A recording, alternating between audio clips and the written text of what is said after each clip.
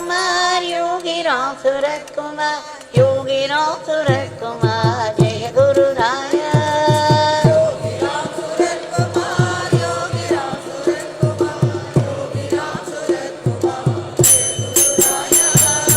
योगी राम सूरत कुमार योगी राम सूरत कुमार योगी राम सूरत कुमार जय गुरु राया योगी राम सूरत कुमार योगी राम सूरत कुमार योगी राम सूरत कुमार जय गुरु राया राम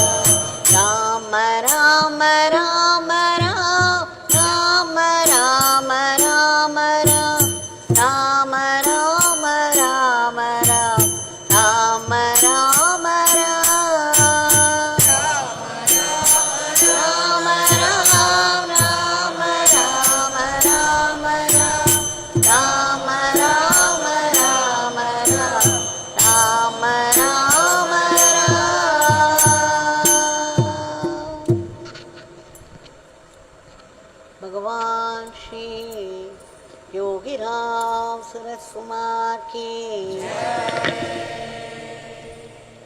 सर्वं योगिराम सूरत कुमारार्पणमस्तु।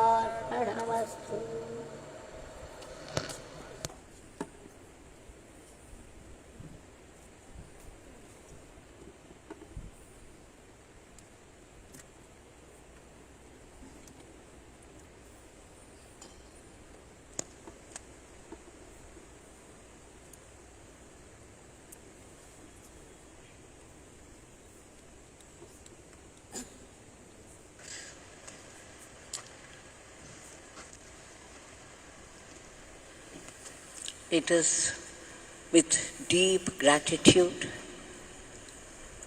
for one more opportunity to be able to sing His powerful name.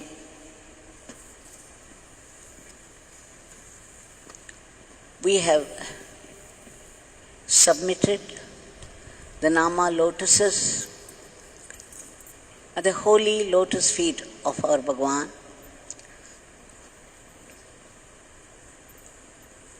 Let us celebrate this grace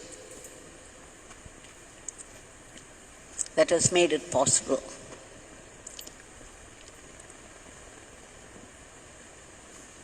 Yesterday, being Sri Ramakrishna Jayanti, we saw how he played an important role in the life of Yogi Ram Sarat Kumar. How he started the very process of his search for God.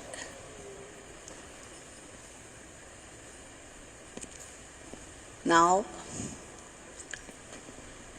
I heard something this morning that when Srimati Tilakavati Rajashekar and her people had come to see Bhagwan when he was under the Punnai tree. Shri Ganeshana of Ramanashram was also there. Very rarely Bhagwan dropped hints about his wandering days. Those 7 years, from 1952 to 59, it was one of those occasions that Bhagwan spoke about it.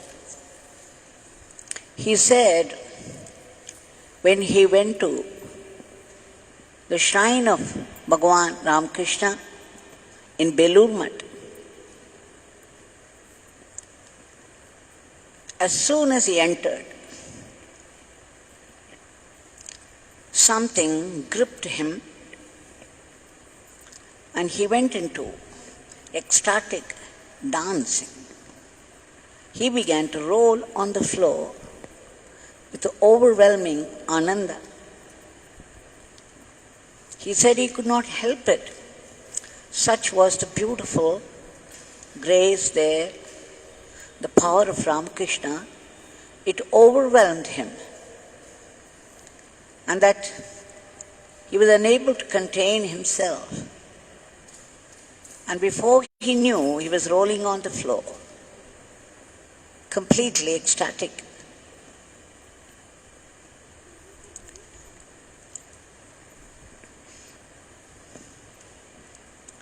Now we shall go on to one of the experiences of the devotees.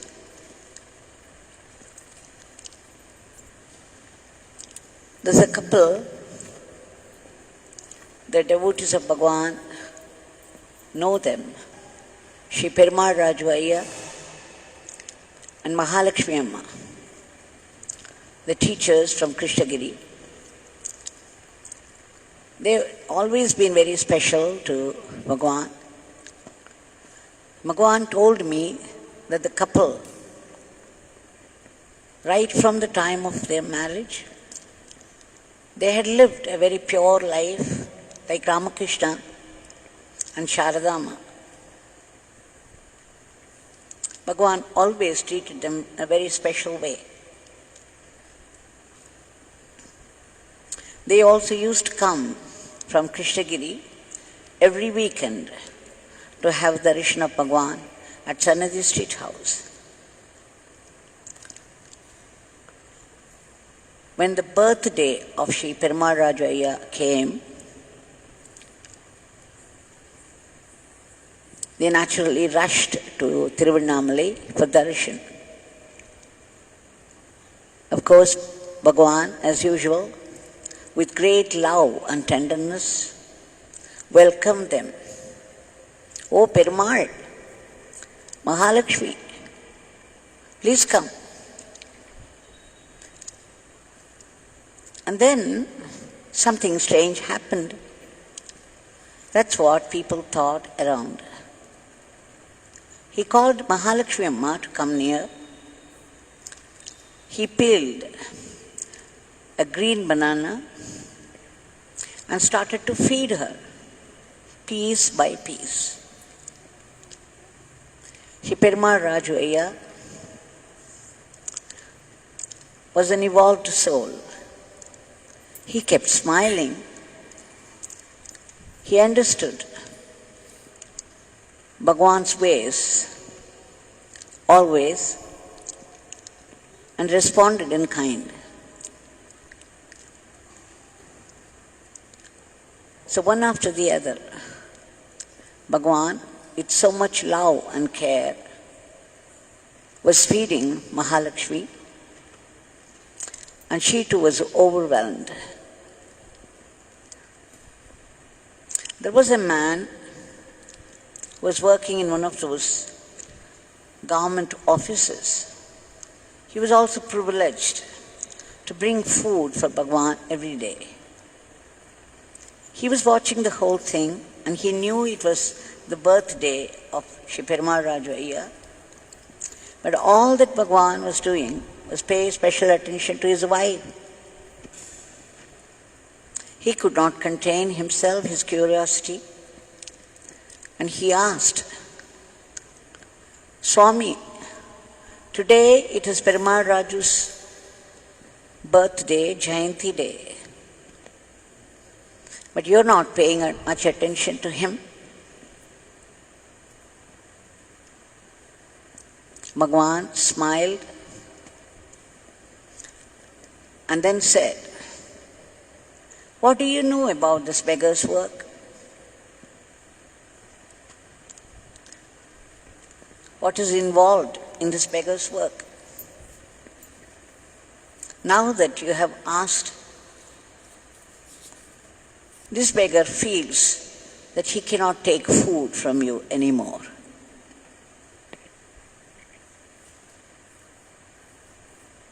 So one should always be very, very careful, especially Jnanis like Yogi Ram Sarat Kumar.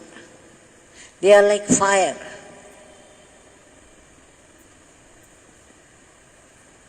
There is no way we could play with them, with words.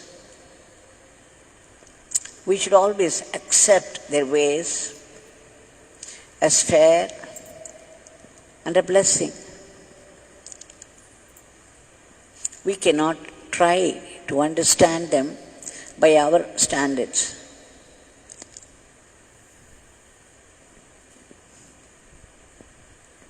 It was not that Bhagavan got angry, but Bhagavan's ways were mysterious. In some way or the other, this man's talk out of turn would have disturbed his father's work. And it was no more acceptable for him to take food from this man. I had seen Bhagavan at work at various levels, in various dimensions.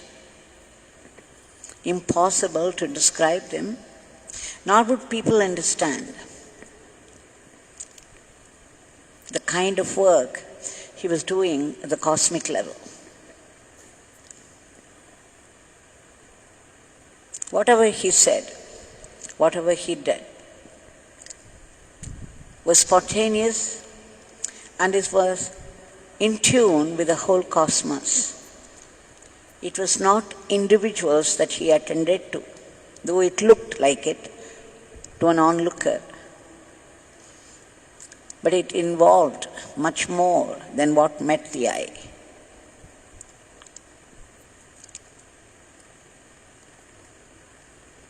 I remember once when I was pleading all the time, begging inside, never would I dare ask outside, but I could not help the racing of my thoughts.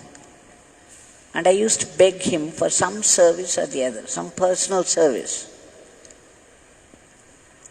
So one day, all of a sudden, he gave me a very sharp glance and said, "Do you know, the yogis are like fire. One should not." I was taken aback. I did not really speak out anything. Some thoughts were running in my mind. This longing was there for personal service to him. Bhagavan was always unpredictable. You would never know what he would say next, what he would do next.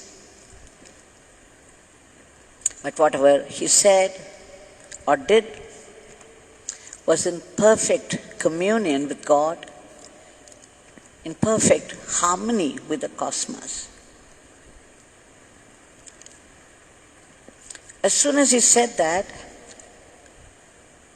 without knowing, without thinking, a reply jumped out of me.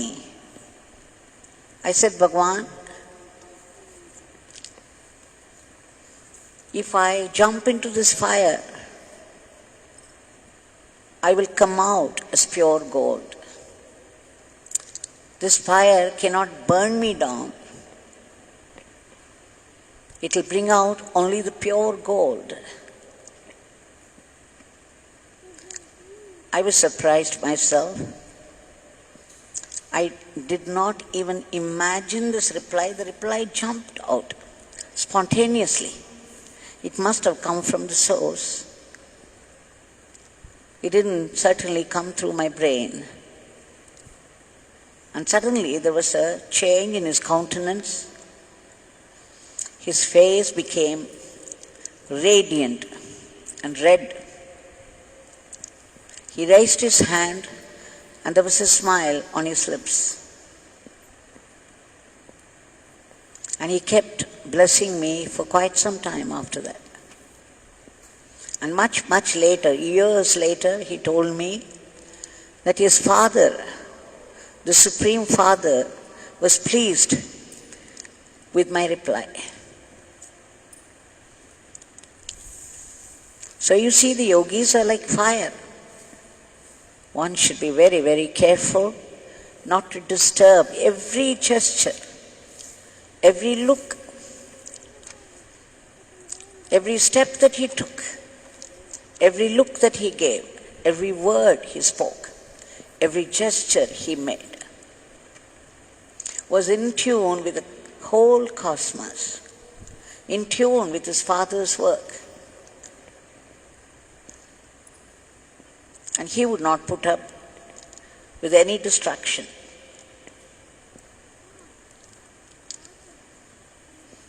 There was another incident in the life of Shri Perumal Raju. One weekend, when he and his wife, Mahalakshmi Amma, they were preparing to come to Tiruvannamalai. And Mahalakshmi Amma always made rotis, the chapatis, and potato sabji, and some kheer for Bhagwan. Bhagwan used to take them with great love from her. So she got it ready, and just then 2 people had come from the government, the local municipality, the engineer and the Tahsildar. They had come to know that these people are going regularly to see Yogi Ram Sarat Kumar of Tiruvannamalai. So they came and asked, "Please, can we join you? We would also like to have that darshan." Perumal Raju was very, very reluctant. He always knew that Bhagwan did not like people well known to him to come in strange company.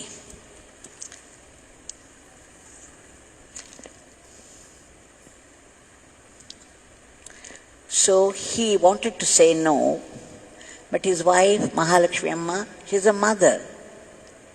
She thought, okay, they are local people, they want to have darshan of Bhagwan, so why not? And then, coming to know that these people are preparing chapatis and sabjis, those people also prepared varieties of food. And they also brought them with them. So these people traveled together in a government jeep. And they stopped it a little away from the Sannadhi Street house and walked down. Surprisingly, Bhagwan was seated on one of the steps outside his house, as though he was waiting for these people to come. And as soon as he saw Perumal Raju and Mahalakshmi Amma, he gave a brilliant, bewitching smile and said, Perumal, you have come? Oh Mahalakshmi, come both of you. And he was about to get up to take them inside, and suddenly he saw these two friends. Perumal, who are these friends? And then Shri Perumal Rajvaiya introduced them. You see, when they were coming in the jeep, those two people were saying, we would go straight to Swami, and after that we would go to Arunachaleshwar Mandir, and then to Ramanashram. So they were planning. They had programs. Now Bhagwan just looked at them once and said, now you people have come to this beggar. You can go to Arunachaleshwar Mandir and then to Ramanashram. After that, you can come back here and take these people back to Krishnagiri. They were surprised because this is what they were planning and also expressing to Shri Perumal Raju. Perumal Raju, when they said that, he retorted. He said, we are all going to have darshan of Yogi Ram Sarat Kumar.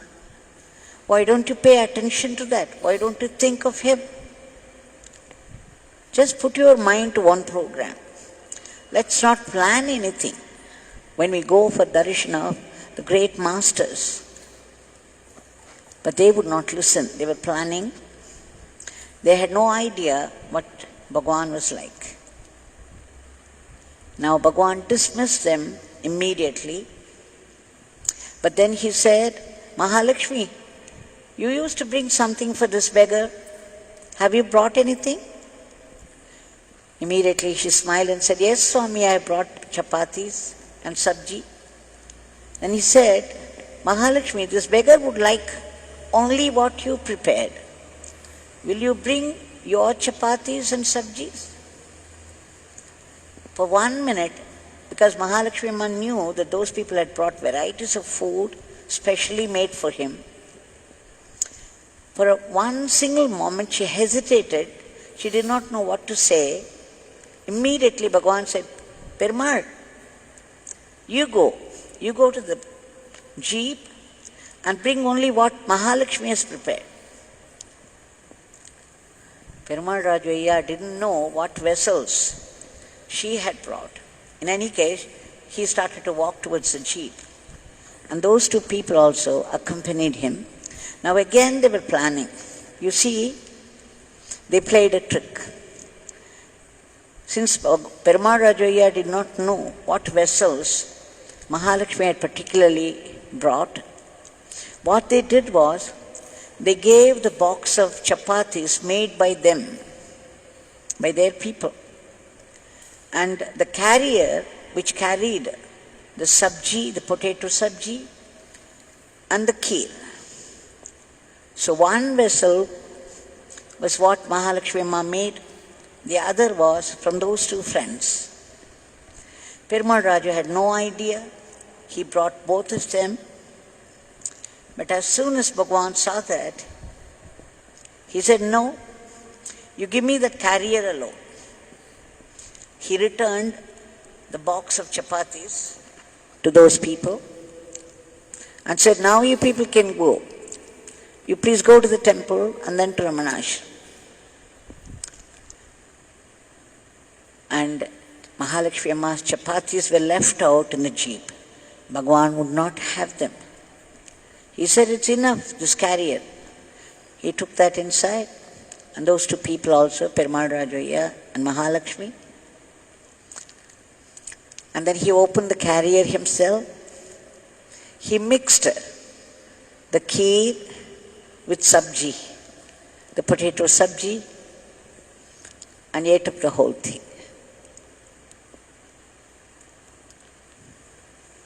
So you see, once again, it proves these great masters know every thought of ours. So one should not play with fire. But of course, whatever he did, even his shouting at people would be a great blessing to them. This is what Bhagavan said. Whatever this beggar does will be a blessing.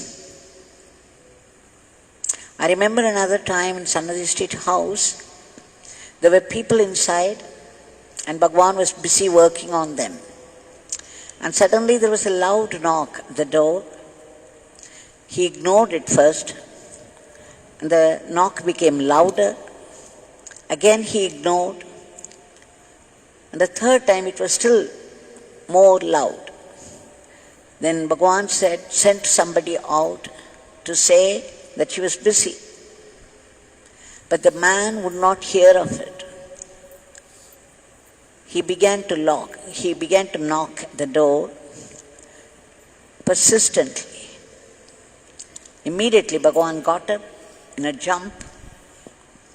He went out with the force and people inside could hear him shouting at him, go away. This beggar is very busy. Can't you see? Go away. He shouted and those people immediately left, frightened. So people inside were thinking that Bhagavan was so angry and they were also very afraid. They were trembling. But as soon as Bhagavan stepped inside, he started to laugh. He said, that Leela is over. This is a different Leela now. You see, Bhagavan always said there was no individual living in his body. It was Father, the Divine Father, the Supreme Father. And every look, every word he uttered, every step that he took, every gesture he made, it was Supreme Father expressing himself to suit a situation, to suit a company of people.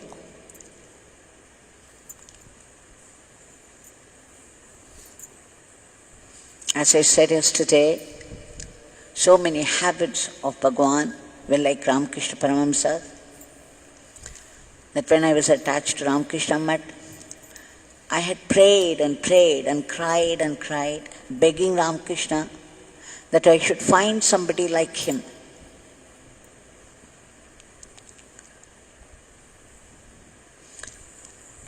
And after Bhagavan came to live in Sudama, to my great surprise and delight, I found him walking and talking like Ramakrishna Paramahamsa.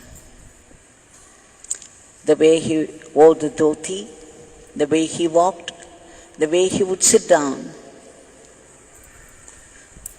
And sometimes he would go into ecstatic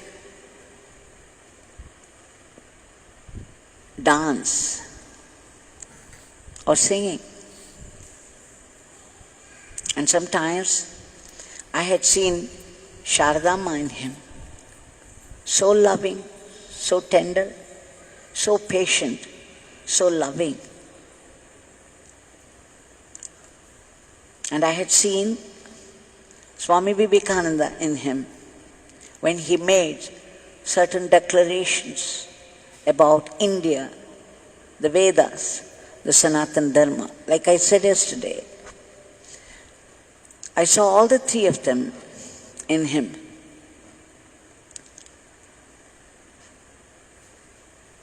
And that Bhagwan is very much alive even today.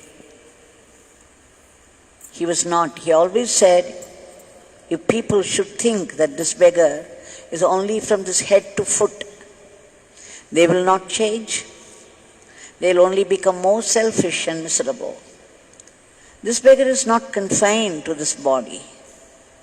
There is no place where this beggar is not.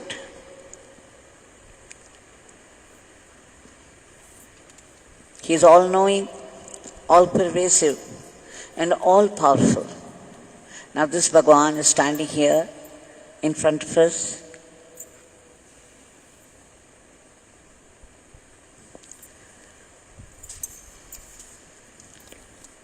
All the time, blessing with a smile on his lips, facing the south like Dakshinamurti. He's in the standing posture. He's not even sat down. And there's a constant flow of grace from his hand.